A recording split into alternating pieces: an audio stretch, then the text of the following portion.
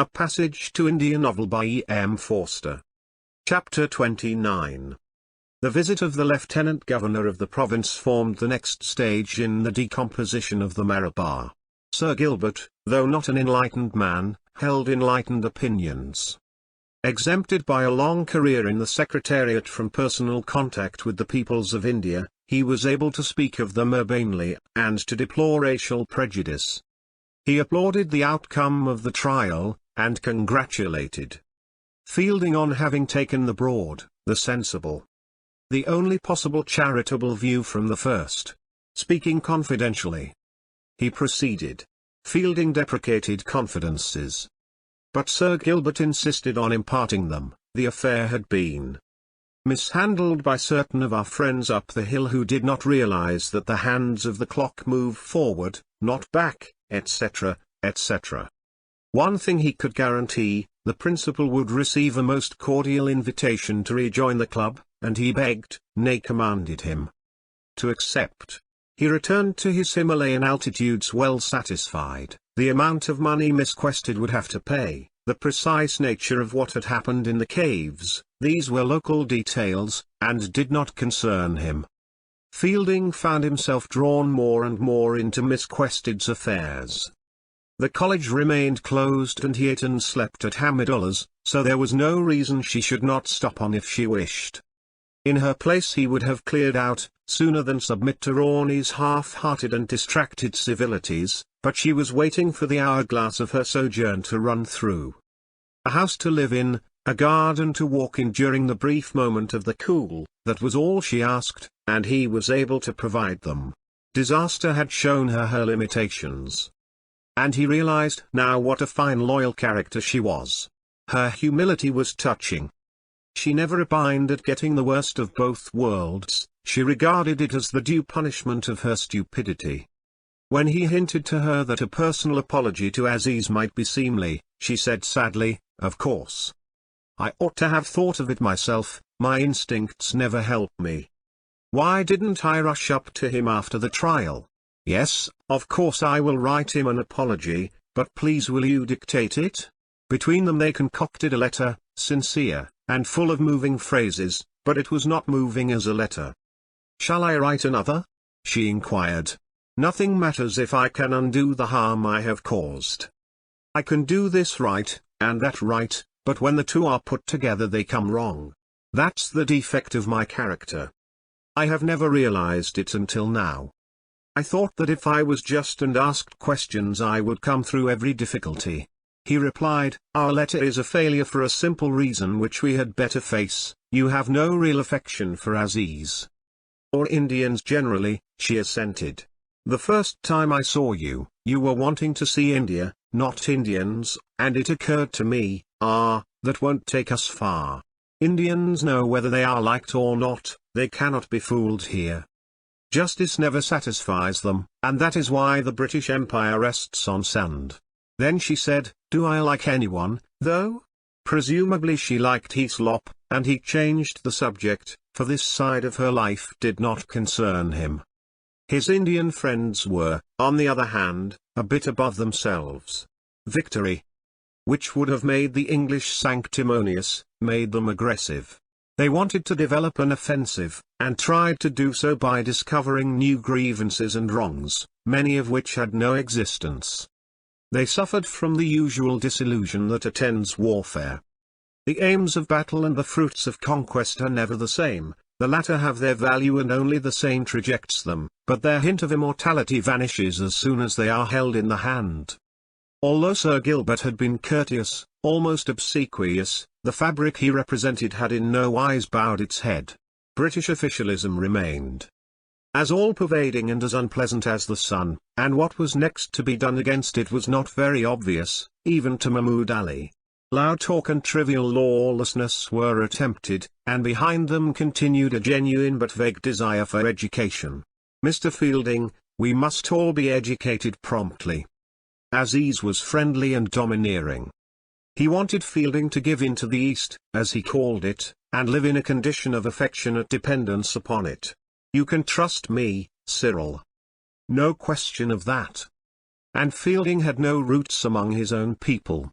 yet he really couldn't become a sort of Muhammad Latif. When they argued about it, something racial intruded, not bitterly, but inevitably, like the color of their skins. Coffee color versus pinko gray. And Aziz would conclude, "Can't you see that I'm grateful to you for your help and want to reward you?" And the other would retort, "If you want to reward me, let Miss Quested off paying." The insensitiveness about Adella displeased him. It would, from every point of view, be right to treat her generously, and one day he had the notion of appealing to the memory of Mrs. Moore. Aziz had this high and fantastic estimate of Mrs. Moore. Her death had been a real grief to his warm heart. He wept like a child and ordered his 3 children to weep also. There was no doubt that he respected and loved her. Fielding's first attempt was a failure. The reply was, "I see your trick. I want revenge on them. Why should I be insulted and suffer and the contents of my pockets read and my wife's photograph taken to the police station? Also I want the money, to educate my little boys, as I explained to her." But he began to weaken, and Fielding was not ashamed to practice a little necromancy. Whenever the question of compensation came up, he introduced the dead woman's name. Just as other propagandists invented her a tomb, so did he raise a questionable image of her in the heart of Aziz, saying nothing that he believed to be untrue, but producing something that was probably far from the truth. Aziz yielded suddenly. He felt it was Mrs. Moore's wish that he should spare the woman who was about to marry her son. That it was the only honor he could pay her, and he renounced with a passionate and beautiful outburst the whole of the compensation money, claiming only costs. It was fine of him, and, as he foresaw, it won him no credit with the English. They still believed he was guilty, they believed it to the end of their careers, and retired Anglo-Indians in Tunbridge Wells or Cheltenham still murmur to each other, that Maryborough case which broke down because the poor girl couldn't face giving her evidence, that was another bad case. When the affair was thus officially ended, Roni, who was about to be transferred to another part of the province, approached Fielding with his usual constraint and said, "I wish to thank you for the help you have given Miss Quested. She will not of course trespass on your hospitality further. She has as a matter of fact decided to return to England. I have just arranged about her passage for her. I understand she would like to see you. I shall go round at once." On reaching the college, he found her in some upset. He learned that the engagement had been broken by Roni. "Far wiser of him," she said pathetically. "I ought to have spoken myself, but I drifted on wondering what would happen.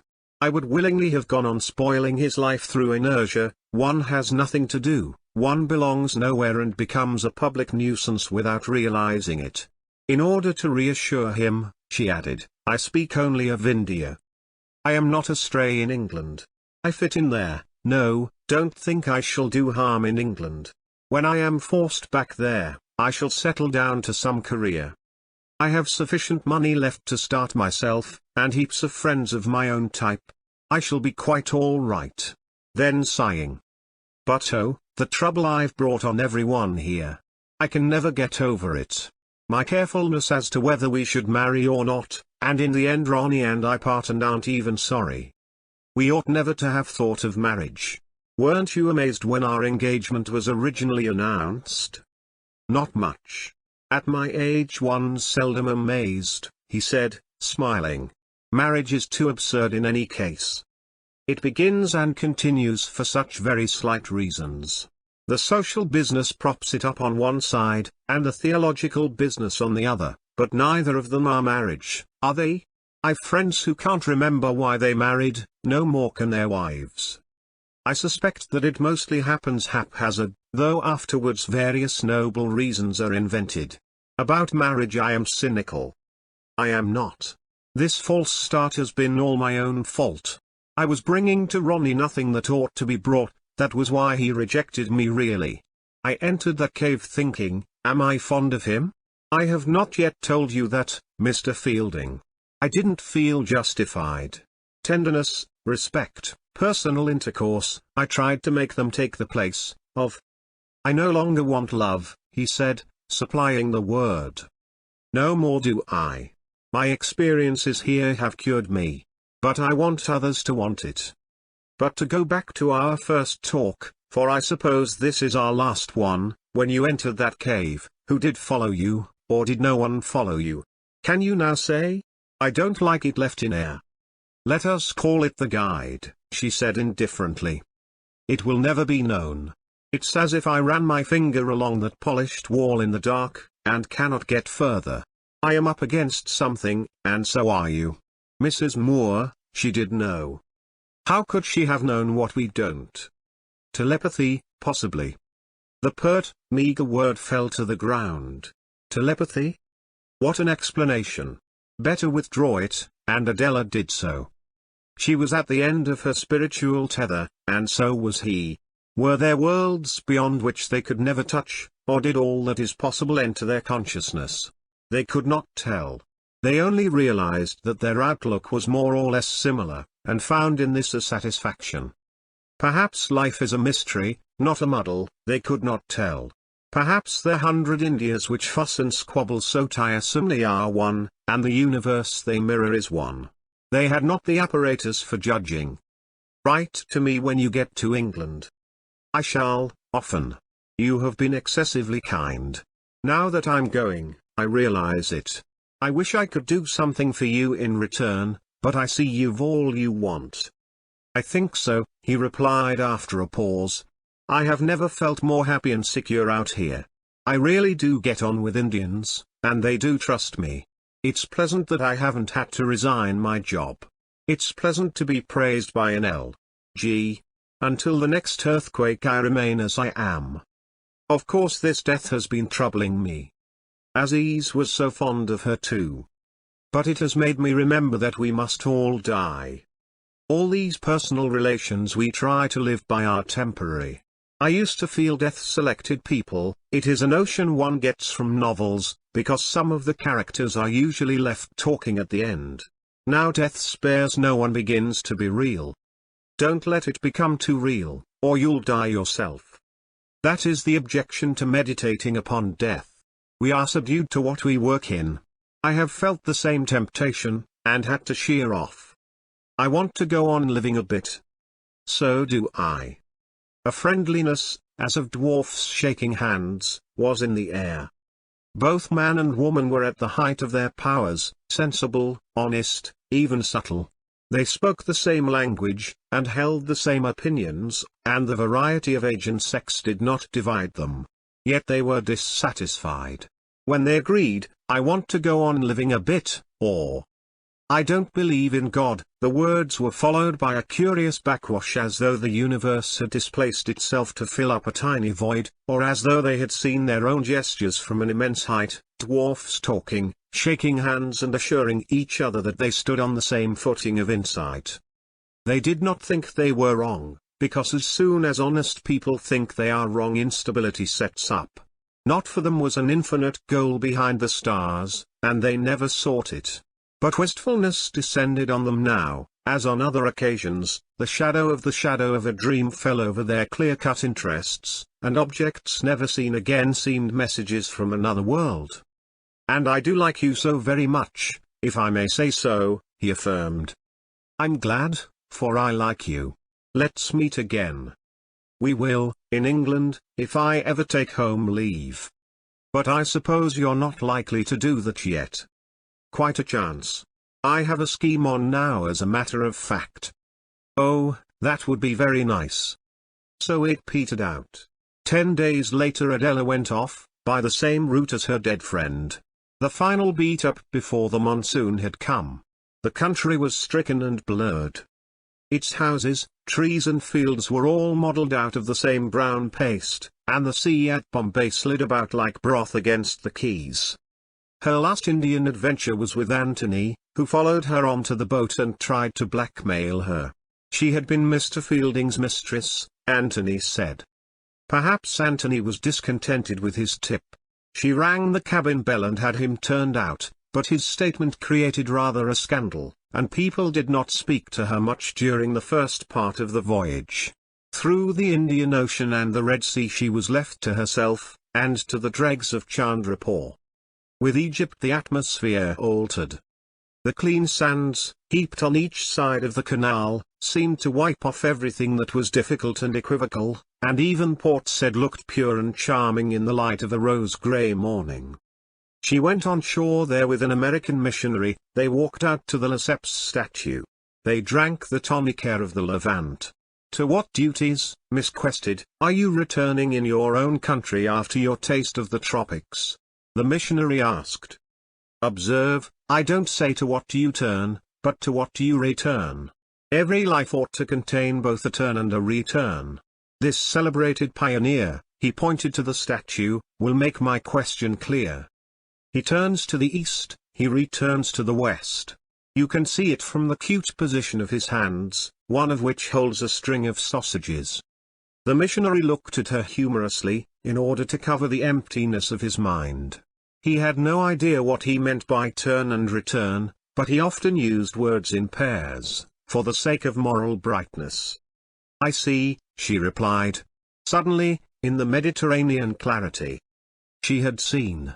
Her first duty on returning to England was to look up those other children of Mrs. Moore's, Ralph and Stella, then she would turn to her profession. Mrs. Moore had tended to keep the products of her two marriages apart, and Adella had not come across the younger branch so far. End of the chapter. Now, let's listen to Chapter 30. A Passage to India. Novel by E. M. Forster. Chapter 30. Another local consequence of the trial was a Hindu-Muslim entente. Loud protestations of amity were exchanged by prominent citizens, and there went with them a genuine desire for a good understanding. Aziz, when he was at the hospital one day, received a visit from rather a sympathetic figure, Mr. Das. The magistrate sought two favours from him, a remedy for shingles and a poem for his brother-in-law's new monthly magazine. He accorded both. My dear Das, why, when you tried to send me to prison, should I try to send Mr. Bhattacharya a poem? Eh? That is naturally entirely a joke. I will write him the best I can, but I thought your magazine was for Hindus. It is not for Hindus, but Indians generally, he said timidly.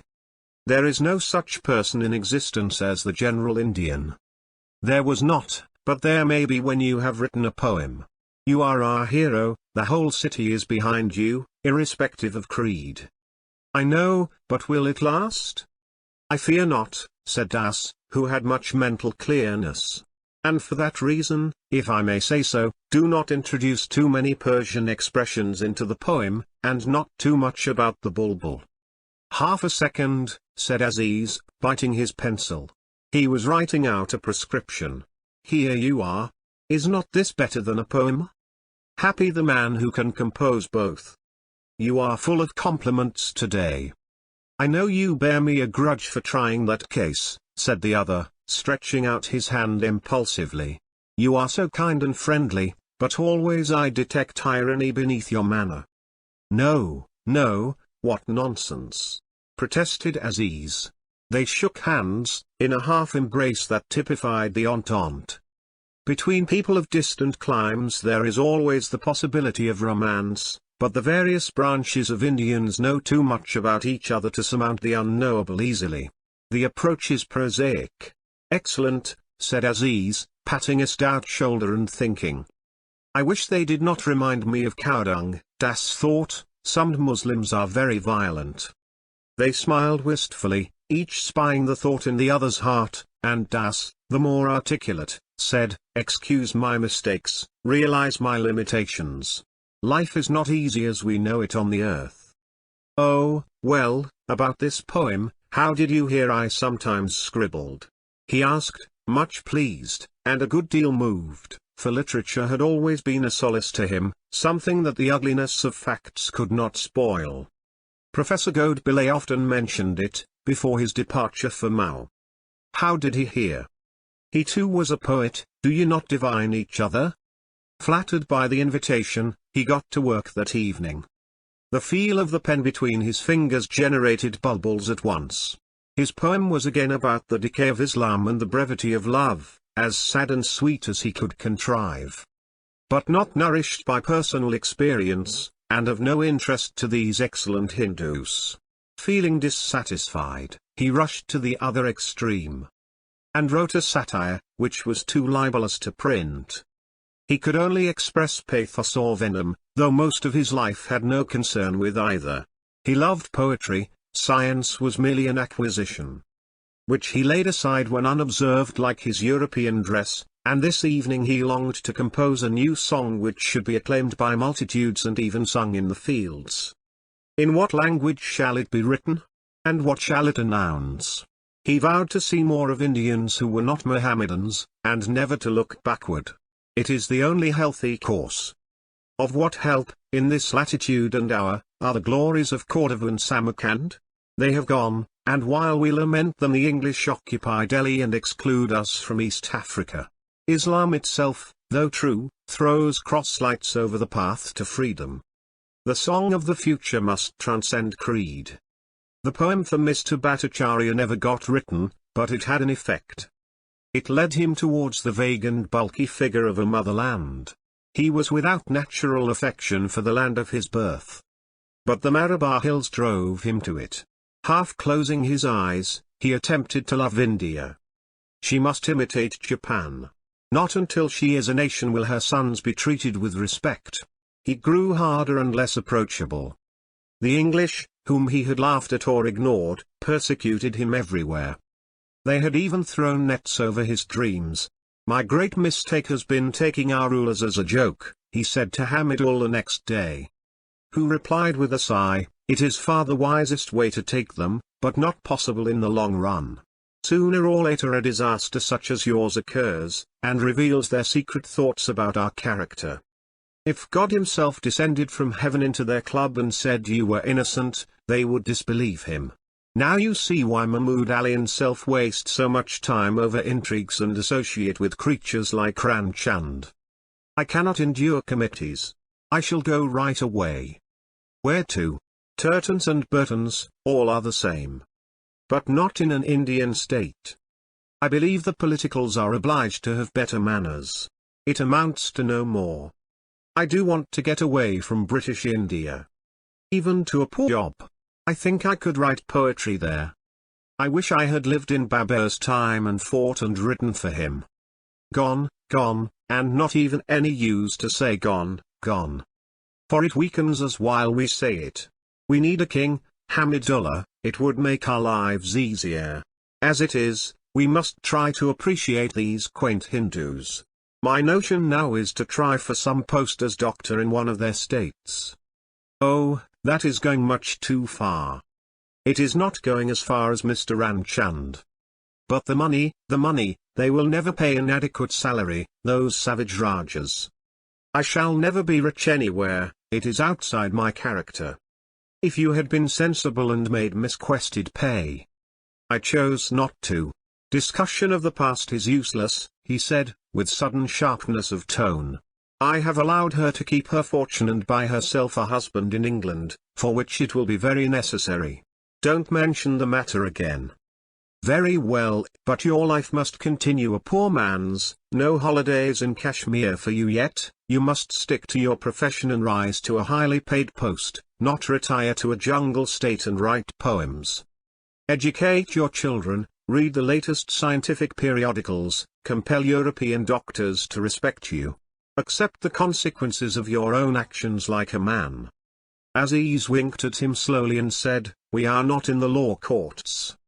There are many ways of being a man, mine is to express what is deepest in my heart."